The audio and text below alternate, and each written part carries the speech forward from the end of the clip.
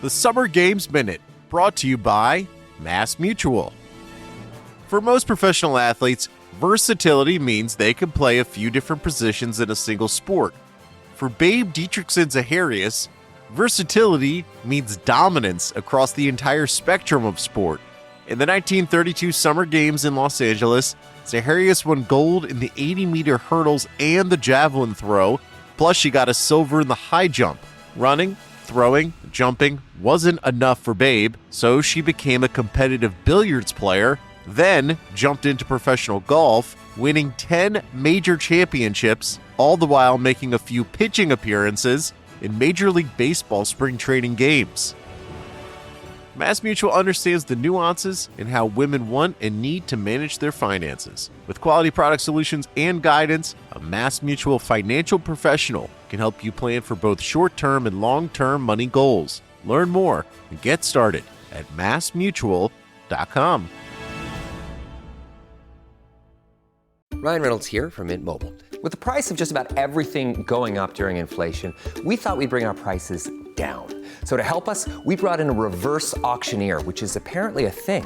Mint Mobile Unlimited Premium Wireless. How to get 30, 30, bit to get 30, bit to get 20, 20, 20, bit to get 20, 20, bit to get 15, 15, 15, 15, just $15 a month? Sold! Give it a try at mintmobile.com/switch. $45 up front for 3 months plus taxes and fees. Promo rate for new customers for limited time. Unlimited more than 40 gigabytes per month. Slows full terms at mintmobile.com. The Athletic.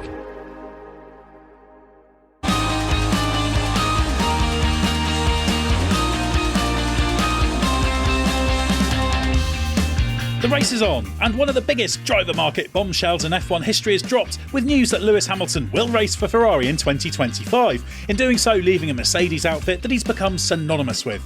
I'm Edd Straw, and joining me to discuss a move that has huge ramifications for F1's driver market, the teams involved, and Hamilton himself, are Scott Mitchell-Malm and Mark Hughes. Well, Mark, hello again. Where does this stand among the big driver market surprises? Certainly wasn't really on the radar even 24 hours ago. No, the timing of it's very surprising. And I mean, he's talked in the past about one day it would be nice to go to Ferrari, but that was in the main. That was a few years ago, and more recently, he's got on record as saying, "No, I'll be here for until retirement." So obviously, you can never take drivers at their word when they say stuff like that, and they might mean it at the time, but things change and motivations change and circumstances change. But yeah, surely it's one of the big surprises of recent years. Probably even exceeding that of his decision to leave McLaren at the end of 2012. It's probably even bigger than that. Yeah, exactly. It's up there with things like that. Vettel to Ferrari, when that was announced, that came together fairly rapidly. Rosberg's sudden mic drop moment when he retired from Formula One after winning the World Championship. These are the surprising ones. But Scott, how about you? As we always say, you love a bit of news, although you've been running around all day and would probably be rather having a lie down than talking on a podcast after all that. I don't know. Something like this feels very significant to even be just a small part of it. Like we get to cover such a big story, such a surprise story, and then really get stuck into it is fascinating. And it is. I think it is one of those days that it's a privilege to be part of the chaos. It's good fun.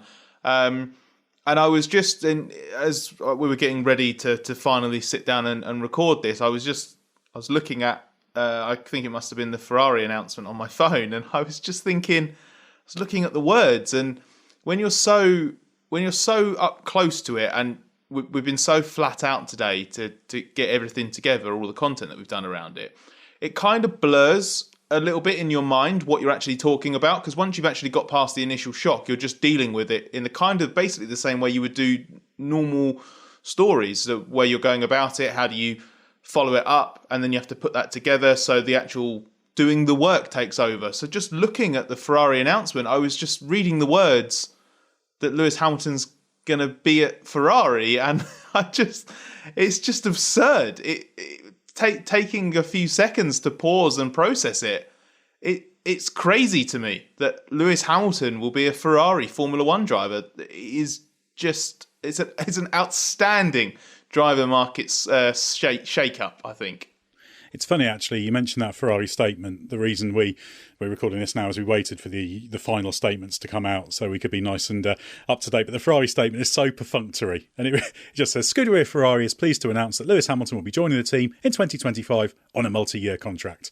So prosaic for something so enormously massive. And of course, that followed hot on the heels of Mercedes announcing that Hamilton would be departing the team. That's the way of these things now. Anytime there's something big, you have synchronised press releases, don't you? Someone always has to leave in the press release realm before they can join somewhere else. Seems to be the standard way of things. But yeah, it was just one of those big days. And I guess, Mark, it's just good that we will see this happening just from an interest perspective, because it did look like it wasn't going to. So that's probably why this one's almost a double surprise, because it's just come so late.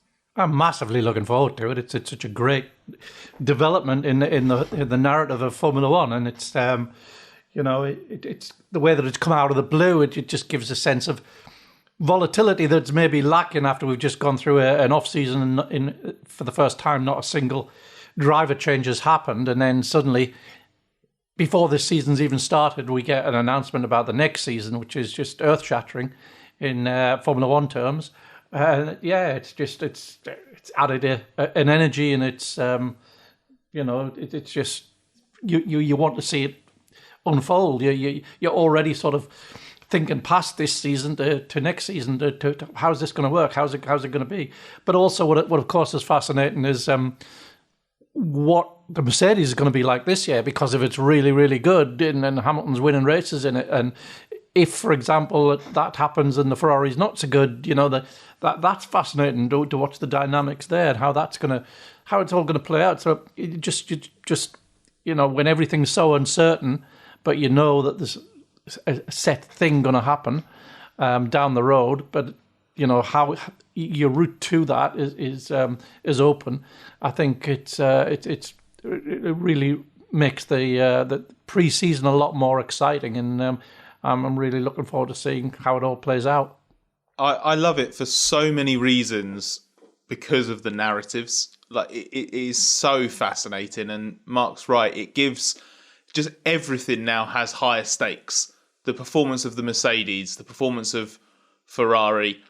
Even if nothing happens, if we have another 2023 season, we've still got this massive thing hanging over us for next year to look forward to. And there's going to be all kinds of things. The way that George Russell and Lewis Hamilton engage with each other now that Russell's got an opportunity to make that team his own, and Hamilton's on his way out. So there's nothing to lose there anymore. Who cares if he burns some bridges? What's going to happen at Ferrari? All of this stuff's super interesting. And I think one final point on just how seismic the move is, because Ed, you asked Mark in the introductory question to him about where it ranks amongst the all-time surprises. What I love about it is Mark kind of alluded to this.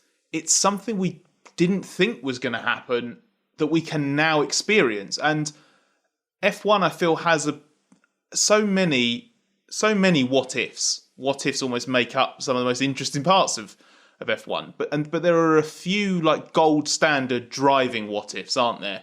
And Hamilton not driving for Ferrari would have been one of them. Not necessarily in the like Kubica at Ferrari kind of thing, because there isn't the element of tragedy in that. But just out of sheer fascination, Hamilton not driving for Ferrari would have been something we missed out on. And now we get it. And I can't really think of anything in my mind that kind of jumps out like that, where you've got that back. We thought we weren't going to get this, and now we're going to get it. And it's just a brilliant bookend to what has obviously for Lewis been an outstanding career. And the great thing is it's just a big story, because certainly from our perspective, we just want things to happen that are interesting. And Hamilton going to Ferrari, regardless of how it plays out, is going to be a great story. If it's a tremendous success, it's a great story. If it's a disaster, it's a great story. If it's a bit middling and all right, it's just a big talking point. And at a time when the driver market can get a little bit stagnant and a bit predictable, it's great to have this.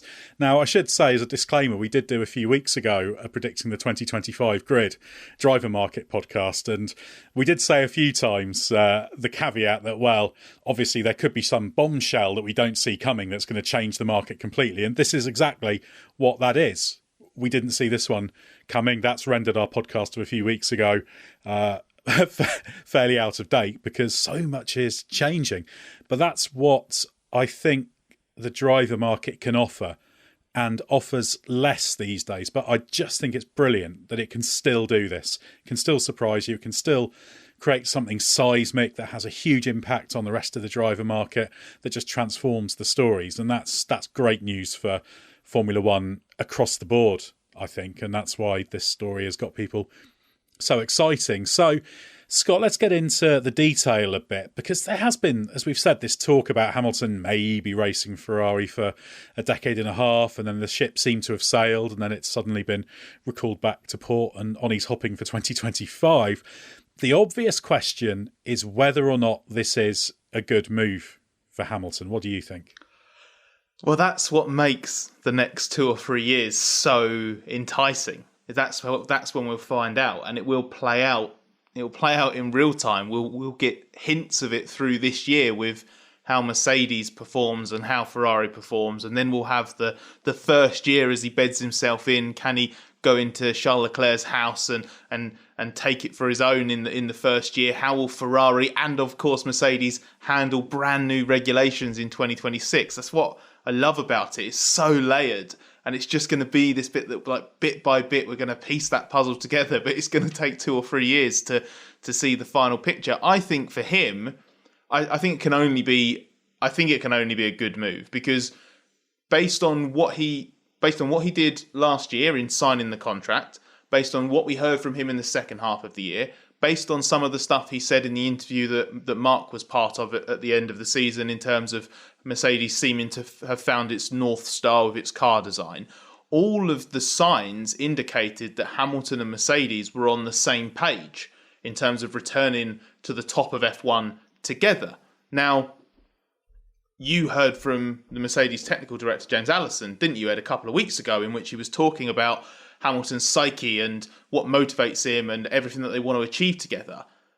He's not saying that in an open media call if they're expecting in that moment Hamilton to leave at the end of this season. Hamilton's not doing and saying everything he did last year if he didn't mean it. So something has happened, whether it's in the last day, last week, last month, whether it is festered for a while and it's just kind of that bit of introspection that we all do over the winter has now manifested itself in him going, actually, do you know what? I want to make a change. Something has made him think, actually, I don't want to do this. I don't want to be at Mercedes. I want to go to Ferrari. I want to see that, whether that's competitive, financial, emotional, whatever the reason.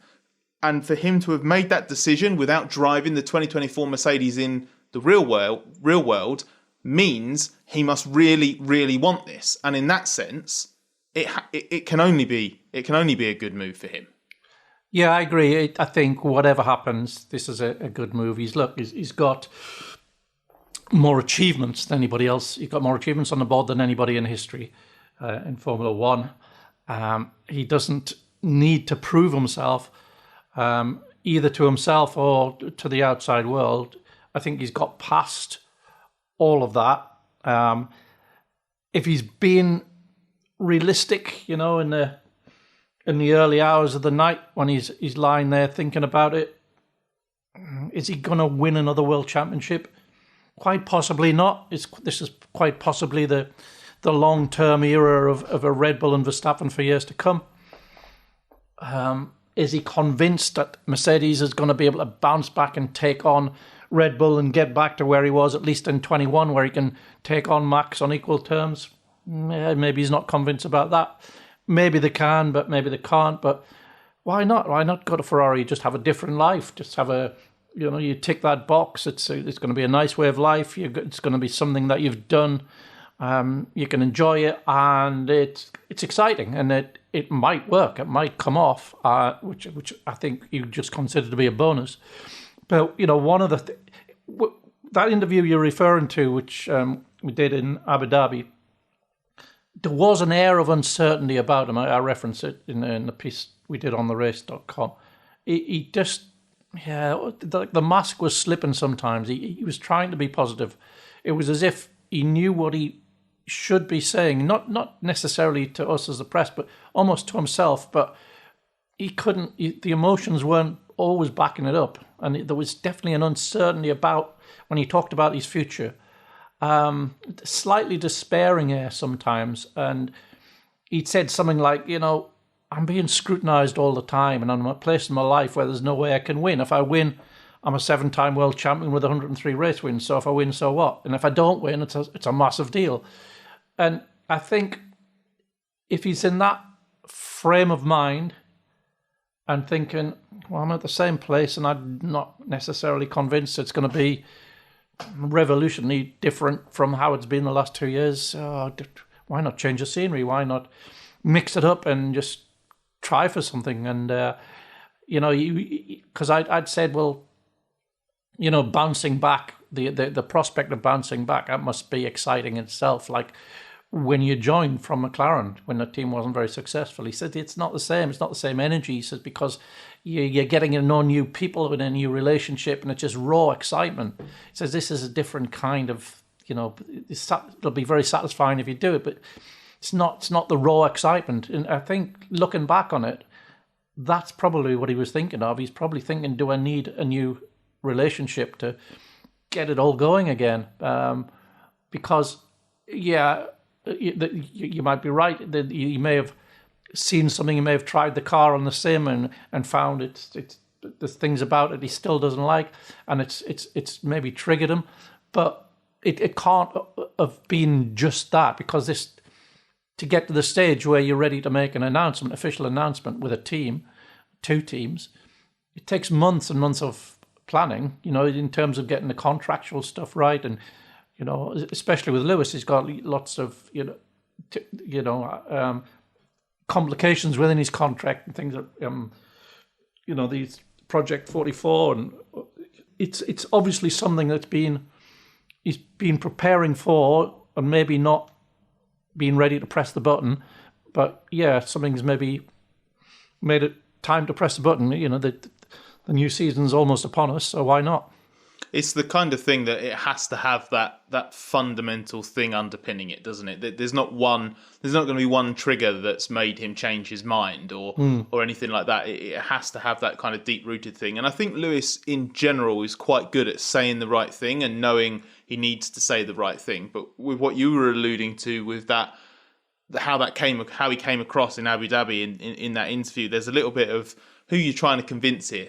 Us, or are you actually trying to convince yourself with some of the things that you're saying? So for all those reasons, that's why I think like it will be a good move for him. It's refreshing, it's exciting, it's a phenomenally fun way for him to end his career as well, driving for Ferrari, having that, even if it is only for a couple of seasons. If he doesn't get the success, it's still something that he can say, I wanted to do this and I did it and I made it happen because I could. But I suspect, Ed, going back to the original question, you're also wondering if this is a good move or not from a competitive point of view. And I would argue that he doesn't need Ferrari to be more competitive than Mercedes for this to be a good move. He just needs it to not be less competitive than Mercedes. But how do you see that? Do you see with how the first 2 years of this rule set has gone in particular, is there a tangible difference between what Mercedes and Ferrari offer?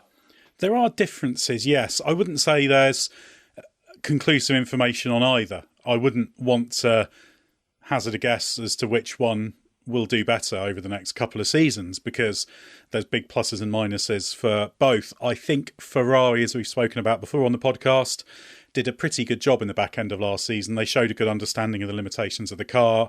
They got much better at getting the most out of it, while Mercedes was still all over the map, going to one race weekend thinking, oh, this is great, going to another, oh, we don't know why this isn't very good. Oh, we're at Austin, this is great. Oh, we've been excluded. Oh, we're now here, Interlagos, this isn't very good.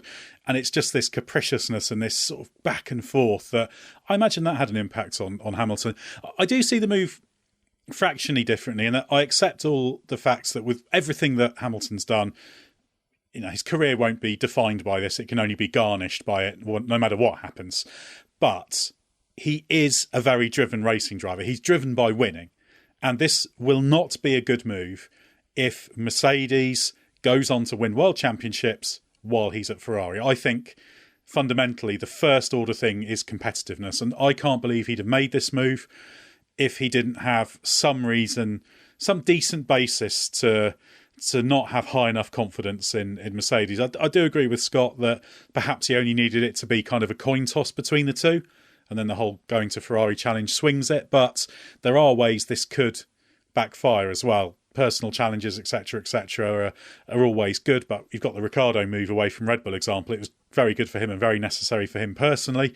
From a pure career perspective, it may have not been. So it's a hard balance to draw up. It's certainly a bold move though, which is very encouraging to see a driver doing. And yeah, I think that there is the risk with this that it ends up looking a bit foolish should Mercedes be winning championships and Ferrari not. But to come back to the question you put to me, Scott, I'm not super confident in Ferrari.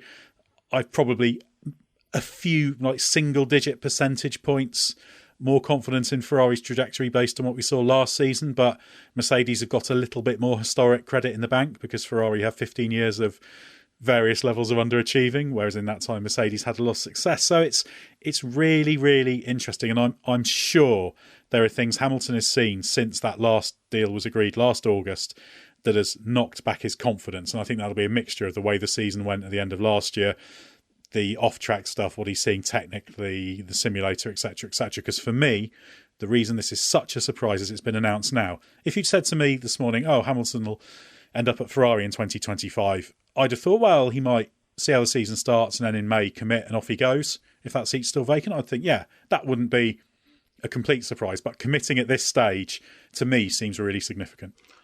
Well, if this turns out to be a masterstroke, and one of the things he's seen is not necessarily the push factor away from Mercedes, but the pull factor from Ferrari, and he's been sold a vision by John Elkann and Fred Vasseur, two people who he has existing relationships with. The Fred one goes back a long, long way to when Lewis was winning titles in F3 and GP2. And John Elkann, he's known socially outside of Formula One for a while now as well. He could be looking at that and thinking, this is where I need to be for the next engine and car rules. And let's not forget that's how Lewis got himself into this position in the first place. He backed the right horse for that engine era. So if he gets this right as well, then a long time from now, Lewis's brain needs to be studied by science, because he's clearly got a sixth sense if it works out that way.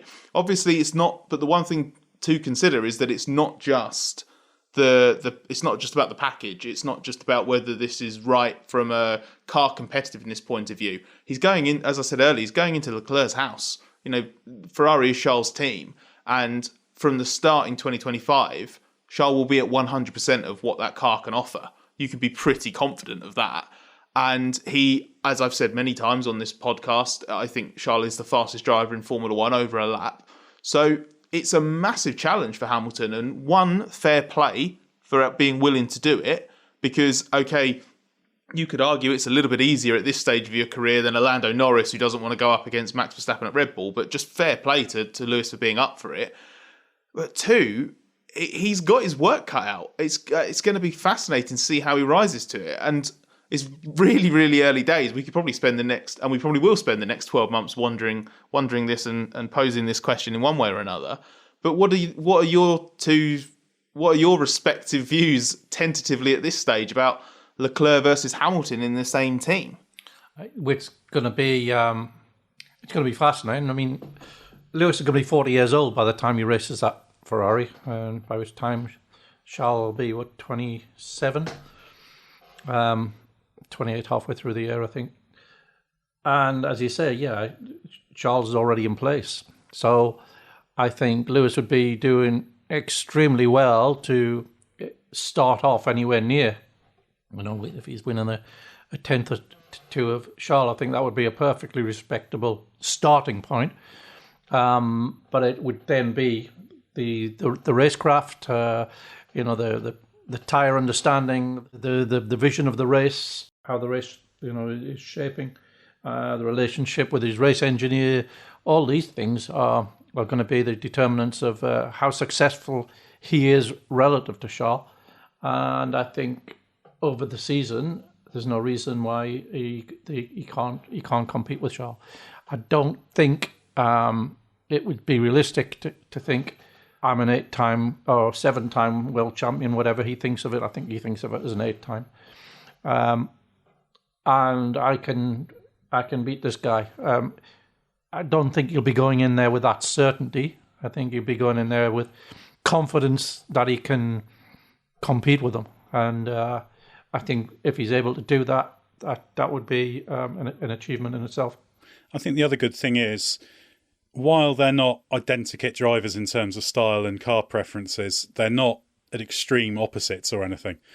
It's very much a sort of spectrum. If you want to look at it in the very simple terms as the kind of understeer to oversteer car, they're not miles apart or anything in terms of what they want. And I think you're within the realm of it. You can make it work for both of them. And it's a fascinating little challenge there for the two of them. It's something that could help Leclerc as well to refine his game and sharpen his game, because it means he's up against a driver of such quality. Yeah, he's shown obviously very well against Vettel in the past, who's a 4 times world champion, but Hamilton's another challenge. So yeah, that'll be a really interesting. I couldn't say which way it will go overall from this far out, and that's another tantalising prospect. 2 great drivers in the same team. It's just one of them's got pretty much all the wins and the world championships, but the other one's got bags of ability and is a really, really strong driver. So that's tantalising. Yeah, and linked to it, I think, is, I mentioned it before, like I rate the confidence from Lewis, and I like that he's not afraid to take on the next generation. You know, he had a preference, didn't he, at Mercedes? He'd have liked them to have retained Valtteri Bottas, but ultimately, once Mercedes made its decision and wanted George Russell, Hamilton was fine with that and was, if anything, keen to go up against him. In his first year in F1, he was teammates with Fernando Alonso. He ended up with Jenson Button for a few years as well, the Nico Rosberg years. Rosberg proved himself a World Championship caliber driver. Now, as I say, Hamilton's going to go up against, I think, the fastest driver in Formula One over a single lap, another member of the generation after Hamilton, who is a superstar. And I wonder, because I think what Hamilton did in 2023 against Russell certainly undid any of the quote-unquote damage to his reputation from 22, when Russell ostensibly beat him, is in the championship anyway. He's proven against Russell that he's not just going to get brushed aside by an up-and-comer. Now he gets the chance to go up and show himself against Leclerc as well. So if he doesn't win the 8th title, if he doesn't win more races, whatever, how much do you think this enhances Hamilton's reputation? The fact that when he eventually retires, and who knows how far he's going to keep going, we will be able to look back on a career that includes time as teammate to Alonso, Button, Rosberg, Russell, Leclerc, spanning those different generations, and never once looking like he was having his backside handed to him.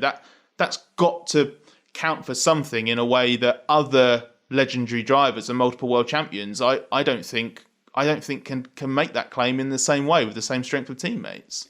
Certainly a strong array of drivers, yeah, very much so. And if he can, as a 40-year-old, show well against Leclerc, that's very, very positive. He's had such a long and successful career. There's going to be so many different ways that his legacy is reflected on, etc., etc.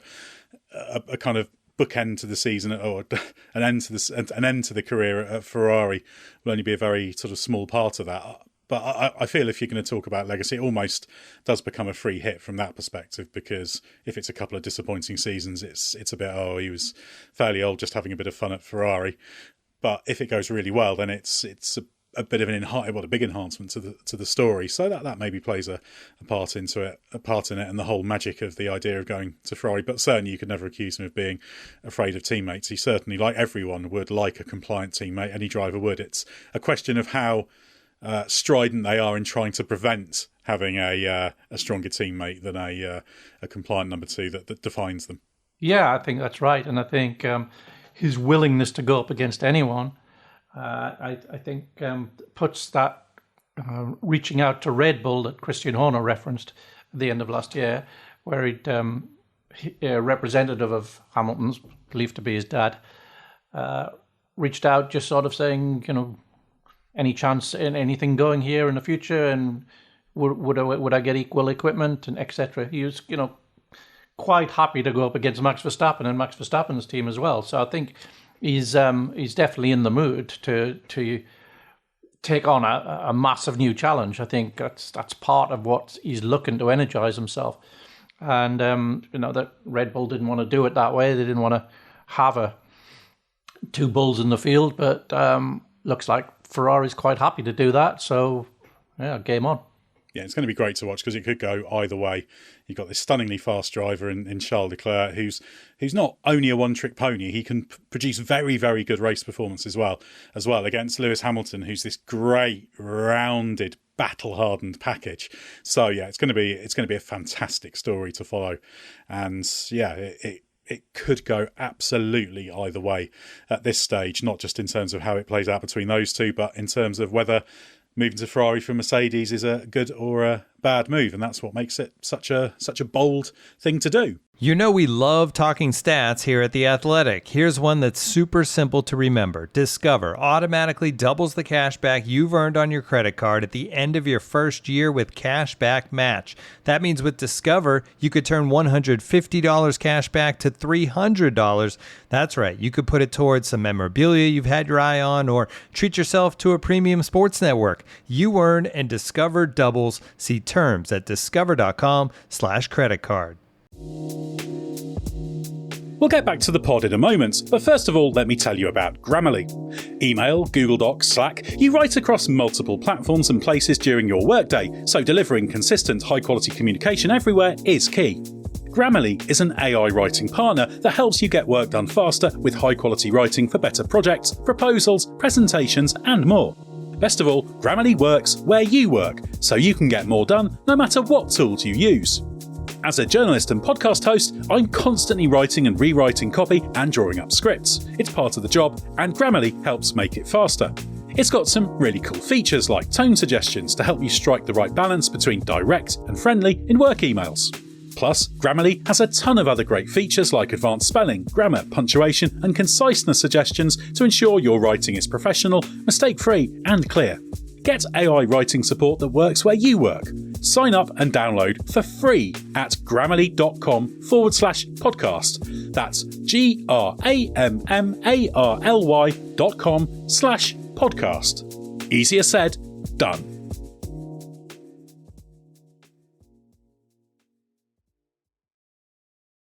Right, Mark, let's move on to what Hamilton's decision says about Mercedes specifically, as we've referred to. It maybe says something about his expectations for them, but he's not actually driven the Mercedes W15 in the real world, let alone gauge it relative to the opposition.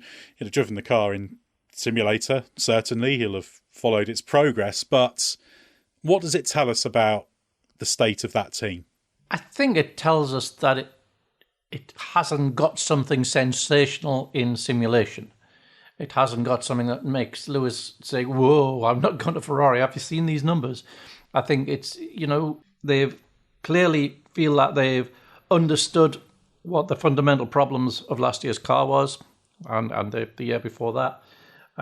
They clearly feel they've got a much better understanding of the relationship between the aero platform and the suspension platform, which is probably at the key of Red Bull's advantage.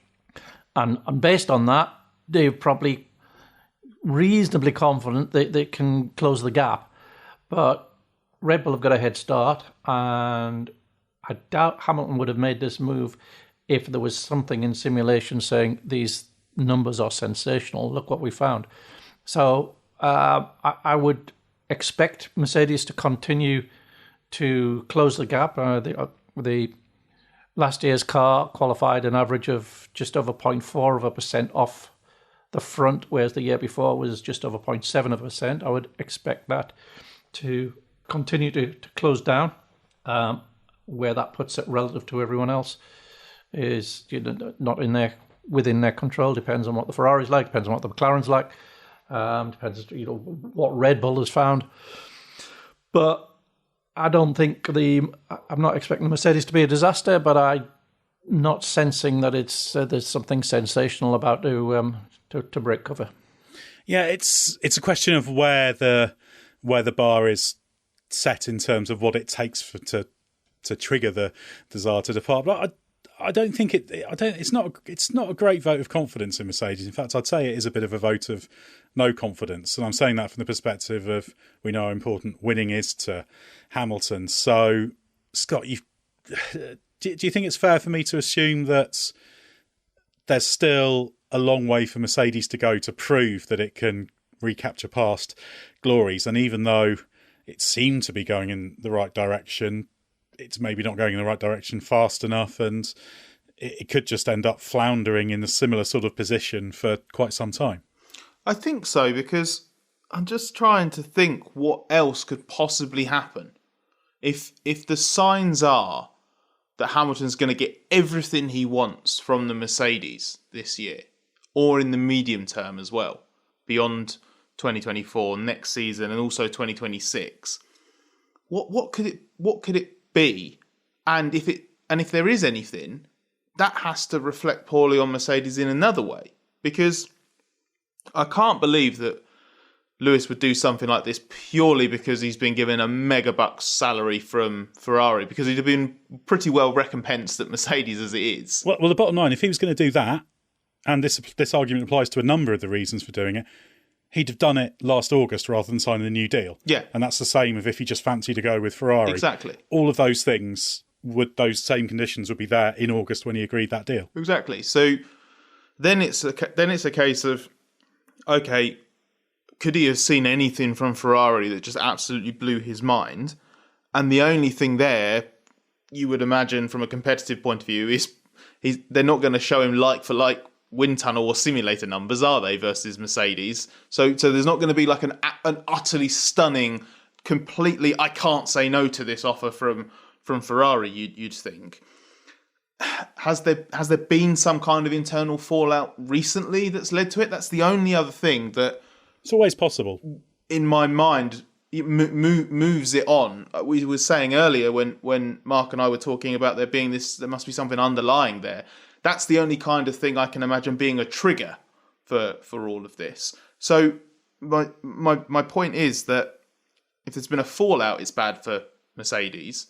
If it's a general feeling of, I just don't think this is where I'm going to get my best opportunities over the next 2 or 3 years, that's bad for Mercedes. And if it is really, because I joked earlier, because there was the photo that Mercedes put of him, I presumed it was just Lewis having a seat fit that we saw a couple of days ago. And I just like, how bad was the seat fit if he's now doing this? And it's obviously not that simple. But he probably got in it and thought, they've put the cockpit in front of the front axle. This is ridiculous. He's gone to 1983 spec. Yeah, exactly. So it is possible that the thing that cemented it is something in the last few days in terms of a meeting at the team or driving it on the simulator or something like that. But whatever it is, there has to be an element here of him losing faith to some degree, somewhere in the organisation, whether that's on this year's car, for the future, for the 2026 regs, whatever it is, that there is something that... Because if it's a multi-year deal with Ferrari, and I've seen a suggestion in the Italian media, it's a 2+1, and the one is an option presumably on Ferrari's side, but I don't know. He's seen something somewhere that he doesn't like, and that you're right to interpret that as a negative for Mercedes. There's other negatives, one of which is losing a high-quality driver in Lewis Hamilton. That one's a fairly obvious one. But also, Mark, there's a commercial dimension here, isn't there, as well? Hamilton's hugely valuable. How much of a hit do you think that is for Mercedes? It will be a hit. Mercedes is very, very profitable, though. But it will. Sponsors aren't going to be paying the same buck for whoever Lewis's replacement is as they would be for Lewis. It's just a different rate card. So yes, the team can only spend up to the budget cap, and its income is considerably higher than the budget cap. So it makes a big profit, a very handy profit. There's plenty of headroom there for it to lose a little bit of commercial income. But I think it will be losing some commercial income, going forward. Yeah, definitely. And Ferrari will be gaining. So, yeah, absolutely. There'll be a lot of commercial work going on there as well. So, yeah, and I think overall for Mercedes, it's just another little blow, isn't it? They've had this amazing period and then 2 difficult years, and losing your star driver is a bit of a blow. No, it's not going to be a monolith. Everyone involved in that team, over 1,000 people, aren't going to have exactly the same feelings. There'll be some who will just be thinking, well, good luck to you. You've done great things for us. You're having a go at Ferrari. We can't blame you for that. But there'll be some that will feel a sort of big sense of loss from it because their star driver's gone, and it will make people wonder, well, what does this say about the wider thing? Because one of the things about Formula One teams, they're huge. And Mercedes is one of the teams that tries quite hard to communicate internally and say how everything's going. But if you're someone who's in, I don't know, electronics, just to throw a random thing, you'll be thinking, what does this say about what's going on in aero or that kind of thing? Who knows? So, yeah, it's just another just general intangible negative.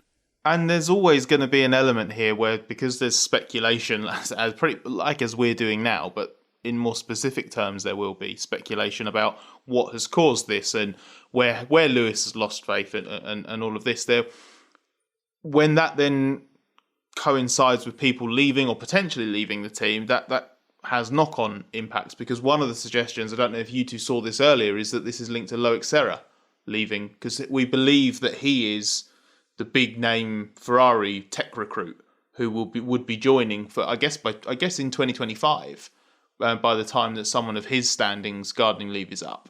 So he's not the only big name tech person who's going to no, but from Mercedes, and he's head of vehicle performance, I think. Is that right? At Mercedes, very, very senior figure there, been absolutely key part of the technical organisation, seems to be someone who Hamilton was aligned with. That's the suggestion. So if you have speculation like that doing the rounds, then externally and more importantly internally, you have people asking, well, what do these people know that we didn't? Why are these people leaving? Are we on the right track here? And then the question is, right, who else is going to go with him?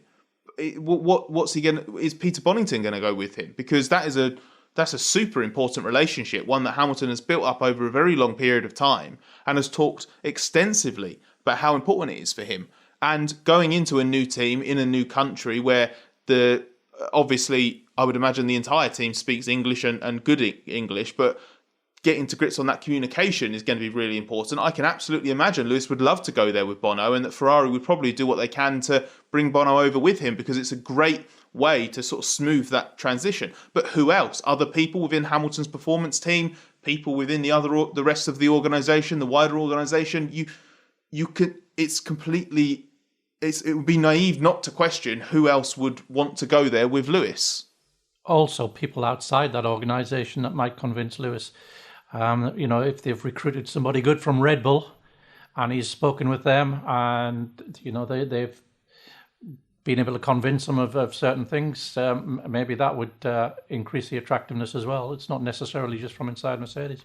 Yeah, that's very true. I mean, a lot of people know each other in Formula One and they talk to each other. So it'll have been a big network of bits of information that will have influenced the decisions. So, yeah, I mean, ultimately, this is bad news for Mercedes, isn't it? But ultimately, drivers have left teams before, so it's just one of those challenges that flares up sometime. But one thing I will say is it's very, very different to have Hamilton committing to moving to Ferrari a year out than it would be had Hamilton retired, because it's just a different motivation, so a different effect on the team in terms of just the emotional impact, if you want to put it that way. Ryan Reynolds here from Mint Mobile. With the price of just about everything going up during inflation, we thought we'd bring our prices down. So to help us, we brought in a reverse auctioneer, which is apparently a thing.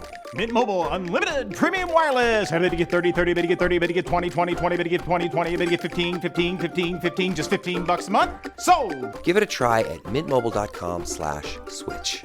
$45 up front for 3 months plus taxes and fees. Promo rate for new customers for limited time. Unlimited more than 40 gigabytes per month. Slows full terms at mintmobile.com. Right, Scott, let's talk about the rest of the driver market. As we mentioned earlier, we did that podcast predicting the 2025 driver market that's now been proved utterly wrong because of this. I was half right. Well, you were. I was half right. You were the most confident there'd be a change in that Ferrari seat. I thought Sainz would stay on because I certainly didn't see Hamilton on the horizon.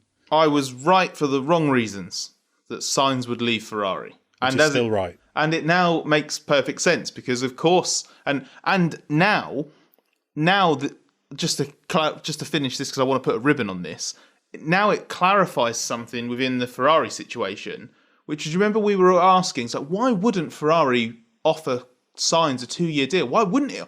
Now we know it would have done. Yeah. But they were chasing Hamilton, so the duration of the deal I think was a red herring. I don't think there was any disagreement there. It was just Sainz wasn't the driver that they wanted. Well, there was disagreement in that they only wanted him as a stopgap, effectively, at this point, and he wanted to stay there long term. So that's the thing there. But yeah, it's a different outlook, isn't it?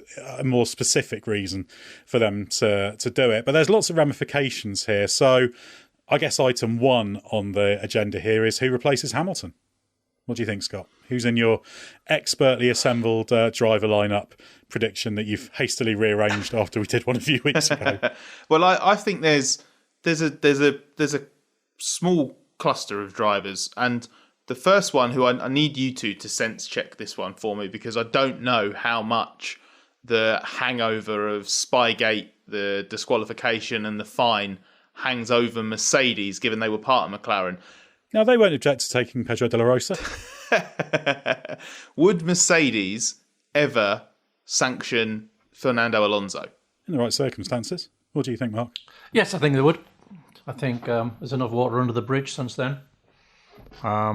He has achieved a certain amount of success recently with Mercedes engines in the back of his Aston Martin.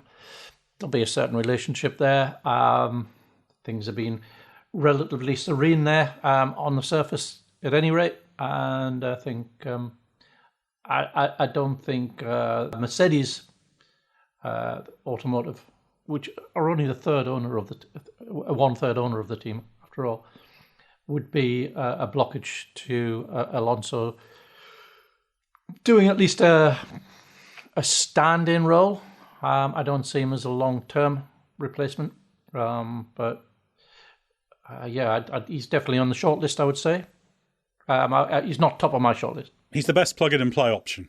I was going to say, so I think he's the closest approximation to a like-for-like for Hamilton. Experienced, incredibly determined, amazing ability. They're even a similar age. So it works. Very high profile as well. So very high profile. So it works. And as you say, a plug in and play. If you want to pick a driver who you think, if the Mercedes if the 25 car is capable of wins and a title challenge, Alonso is the one you plug in to get that straight away. But he wouldn't. I agree with what Mark said. He wouldn't be top of my list. Top of my list would be either Carlos Sainz, who is obviously now we know going to be a free agent, or Alex Albon. I'd be looking at. I think those would be the two people top of my list. They're the two obvious kind of medium-term, very good options. Both very accomplished drivers and both, very logical areas of interest, I think. And we know Mercedes quite like Albon. We know George Russell likes Alex Albon. I must admit, I don't have much of a feel for what Mercedes think about Carlos Sainz because I've never actually asked anyone there. But my personal view of Sainz is that he's a very, very capable, good driver. He offers a lot. He's not the absolute fastest thing on four wheels, but he's a very, very capable, good driver who, at the very worst, will be an extremely strong second driver in a top team. Albon has rebuilt himself brilliantly at Williams, so they're both very, very obvious contenders, I think, there. Those three names are the obvious shortlist from the experienced drivers, but there is a very interesting wild card, isn't there, Mark? There is, yeah. The Mercedes contracted Mick Schumacher. No, he hasn't. Of course, it's going to be Mick Schumacher. He's the reserve. Toto Wolff's always talking him up. Other teteams are missing out, he said last year. So he can put his money where his mouth is. No, this guy hasn't even made his F2 debut yet, and has missed out Formula 3, but has gone straight into the Prima F2 team. Kimi Antonelli, 17 years old, quite a sensational looking talent. There's been a little bit of running in non F2 cars recently, where the F2 drivers are all at the same place at the same time, and it's been wet, and he's fastest by an outrageous margin, and it just, I think, sort of backs up everything that everybody that's worked with him has said about him so far, that he's the next big one. And if he can wipe the floor with the opposition in Formula 2 this year, I think he automatically puts himself in contention for that drive, regardless of whether people say it's too early. People would have said exactly the same about putting Lewis Hamilton into a McLaren in 2007, and he could very feasibly have ended up world champion that year. So I think if you're good enough, it doesn't matter. It doesn't matter that you don't quite have the last few bits of data bank experience. If you have that exceptional ability, which it looks like he might have, I think he becomes automatically. It sounds ridiculous for someone who's even missed out F3 and hasn't even done an F2 race yet, but that's from the perspective of now. I think from the perspective of a few months' time, assuming that he's put it all together and connected it all up and has dominated the Formula 2 championship in a way that looks like he's capable of doing, then I think he automatically, given that he's already contracted to Mercedes, I think he's automatically a candidate. It's the kind of thing that happens when situations are a little bit unexpected, because that Hamilton comparison you made, Hamilton probably would have had a year or two lower down the grid had McLaren not been an unexpected situation, because Montoya suddenly mid-season in 2006 said, no, had enough of this, off I go to NASCAR. And that meant that they had a vacancy, and it just made sense. So that's kind of the thing behind Antonelli. Definitely it would be a reach in an ideal world. You would want to maybe take the Russell route with him, but when it comes down to a choice of this and this situation, there's a case to be made for it. What do you reckon, Scott? Would you dismiss this one out of hand, or are you getting behind it? No, I wouldn't dismiss it out of hand. I think it will be circumstance specific, and I think one of the factors that will play into it is how good a job Russell does this season, because this is such a huge opportunity for him to really, really make that team his own now. I have a sneaking suspicion he would have expected that to be his team by now anyway, because Hamilton's longevity just continues to confound all expectations. But he had that little setback in 2023, a messy season. The pace was there, but he made too many mistakes on race days, had a bit of bad luck as well, and he regressed in terms of his results versus his first year in Mercedes. So he needs to course correct a little bit, and he needs to prove that he is ready to be the out-and-out team leader in a post-Hamilton world. And if he does a tremendous job this year, smashes Hamilton out of the park, then I think that will give Mercedes more confidence and be like, okay, we're in safe hands here. And then I think in that situation, I think it's easier to be like, let's take our time with Kimi. We can bring in an Albon type to give Russell his own Bottas, basically. No disrespect to Albon, but just and because I think Bottas was fantastic for Mercedes. But what I mean is a very fast driver, a driver who's going to win you races, who's going to be able to support a championship bid for certain, but is also going to have a good dynamic. It's two alpha drivers in terms of what you can expect from them performance-wise, but not two alpha drivers in that they're going to tear the place apart because of their rivalry. If Russell struggles in any way, if Russell gives them any cause for doubt longer term, that could be the kind of thing that plays into maybe we just need to find out if Antonelli's the real deal, because we need someone, and you just go with it, because then you go left field, but you set yourself up properly for the long term, because you've now decided it's not Russell who's the long-term team leader, it's this young guy. The really interesting thing is, this normally would leave a team massively in the lurch, but we've listed 4 drivers there who can all be available and who are all good choices, ultimately. I think even Antonelli is a really interesting one. There's a big part of me that thinks they won't go with a rookie driver, and there's the big unknown of how he fares in F2. I think he's going to be all right because he's very, very good. So if he has a strong start to the F2 season, he furthers his case. But this is a team that has 4 genuinely good options, and there are other people you could maybe make a case for. It's a little bit different to when Rosberg retired, didn't resign. He retired at the end of 2016, and they had to pay to get Valtteri Bottas out of Williams. It was about 10 million, or they had to spend just over 10 million, I think, to get him out of that contract. So that's positive, isn't it, Mark? That there are Alonso, Albon, Antonelli, Sainz, if any of those were signed for Mercedes for that other seat, you wouldn't say, oh, that's bad or that's desperate. You'd say, yeah, that's a good signing. So that's a good position for Toto Wolff and everyone to be in, I think. Absolutely. They're not going to end up with a dud in that seat. They've got plenty of options. Lewis is irreplaceable, I think, but from one season to the next.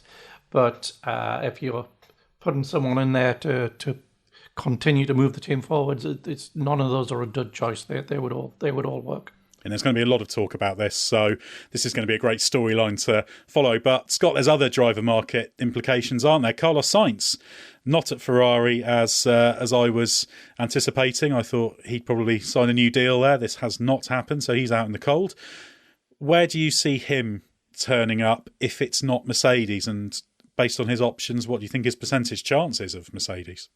I would imagine he's got a decent chance at Mercedes. I have no reason to believe he has a better chance than an Albon, just purely because I don't know, because we've never kind of needed to know what Mercedes thinks of Sainz, and a part of me does wonder if that Russell link just gives Albon a little bit of an advantage, because the incumbent driver is going to really want him in there. Sainz's advantage is that, in addition to being experienced, hard-working and intelligent, he's a proven race winner. So there isn't that question mark about whether he can cut it in that environment. So I think he's got a decent chance of the Mercedes seat, and he should absolutely be on the shortlist. But I would say if he doesn't end up there, then, and that will presumably now be his absolute number one target, I stand by what I said on the podcast a few weeks ago. I think he ends up at the would-be Audi works team, so he'd be at Stake and Sauber in advance of them becoming Audi in 2026, because that's a place where I'm sure he can get a lovely pay packet alongside a long-term deal and a chance of being a lead driver in a soon-to-be works team. So I still think that's on the cards for him. Yeah, if I had to put money on it, I feel like Sainz is going to end up at Audi, but that's not absolutely certain, and I'm interested to see how strong a play Mercedes might make for him. What do you reckon, Mark? Can you see any other unexpected alternatives for Carlos Sainz? No, I think you're right. I think Williams is on the periphery, but Audi's favourite, I think. Probably in the order of Audi, Mercedes, Williams. I think there is realistic options, and like you, I think you'd probably be tempted by Audi from that. There is the outside chance that he could be tempted back into the fold by Red Bull if Checo Perez doesn't put a good season together again. Christian Horner said that drives Checo's to make his own in 25 by his performances this year, and if he disappoints, then that seat's potentially available. But I don't know. I just don't. It's tempting on one level. You're thinking, well, Red Bull, so it's going to run at the front, and I can continue to run at the front. But yeah, gone into Verstappen's territory after all those years, and there was a certain amount of tension there when they were together at what was then Toro Rosso. So yeah, probably wouldn't fancy that. Yeah, I'm sure he could make it work pretty well, but he's only ever going to be the second driver. I think he'd do a good job, but I don't think that's really how Sainz sees his place in Formula One. Any other things that this has an effect on, Scott? Do you think Lando Norris will be regretting that new longer-term McLaren deal? I have seen some people claiming that because Mercedes would be a great option for him. Do you agree with that? No, I'm not sure, because I don't really think at this stage Mercedes would inspire more confidence than McLaren when you're the incumbent McLaren driver. So I think Norris is very happy where he is. There's also it's also not impossible that he'd have had an idea this was coming already, because there are some suggestions based on the fact that this has been away in the background for at least a little while, because Mark was saying earlier that it's very complicated, especially for a driver like Lewis, to get a contract with him over the line. So this would have been going on for a while. I imagine Leclerc knew in advance of signing his in advance of his multi-year deal being confirmed. I suspect confirmed, but did he know before he signed it? I based based on when it was done, I see no reason why he wouldn't have signed that just before it was confirmed. I don't think he would have signed that weeks before or anything like that. So I think it's reasonable to assume that he knew before he signed. I don't really think Vasseur plays that game with Leclerc because he is ultimately that long-term hope at Ferrari. It would be a silly thing to do. And I just think that Sainz knew as well. I think Sainz is known. And between the two of them knowing, especially if Sainz knew, there's a chance Norris knew. Because they're mates. They get on very well. And I'm not ruling out that being the case. Yeah, I think I'd stay with McLaren over going to Mercedes at this stage. I really like the trajectory McLaren's on. Loads and loads and loads of progress last year. Some great leadership from Andrea Stella. The wind tunnel, the driver and loop simulator, improved their composites capability, their machine shop. There's a lot good about McLaren, I think. But the really interesting thing is, Mark, that this has had a big shaking effect, hasn't it? Because it's created a new significant opportunity in Mercedes. So it's opened up all kinds of different possibilities that weren't on the board a few weeks ago. So I guess that's the really interesting thing, because it complicates the situation for drivers like Albon and Sainz, and Alonso could be a factor, etc., etc. So it's a proper shake-up that could have some unexpected knock-ons. We always look for this in the driver market, don't we? When something happens that just changes the game a bit. 1 minute you were playing snakes and ladders in the driver market, the next time it's chess. Yeah, exactly. It's that's what I was talking about at the beginning of the podcast when we're talking about how it's introduced a nice volatility that wasn't there during this off season, and the pieces won't settle from this move for many months yet. This move is going to trigger a lot of intrigue in the following months. Not after this one's long done and dusted. There's still going to be fallout from this one move, and there's going to be many moves are impacted by it. It's a bit like Alonso's move to Aston Martin when he signed that deal in the middle of 2021, had lots of knock-on effects. This is the same in terms of the extent of the knock-on effects, but it's a little bit higher stakes given some of the teams involved higher up the grid. So, yeah, it's just any big driver market move is a great F1 story, and it's going to be really interesting to see how this plays out, what everybody says publicly, and this is going to be bubbling away all through the year. How's Hamilton going to do at Ferrari? How's he going to go about integrating what's going on with Russell and him at Mercedes? Who's going to get the seat? Loads of storylines.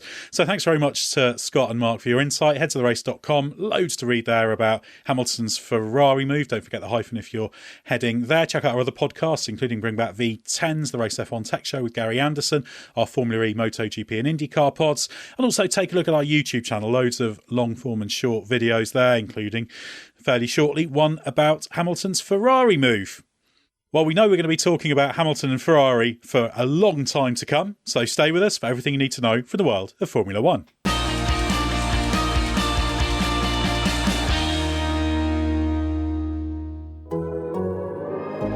The Athletic.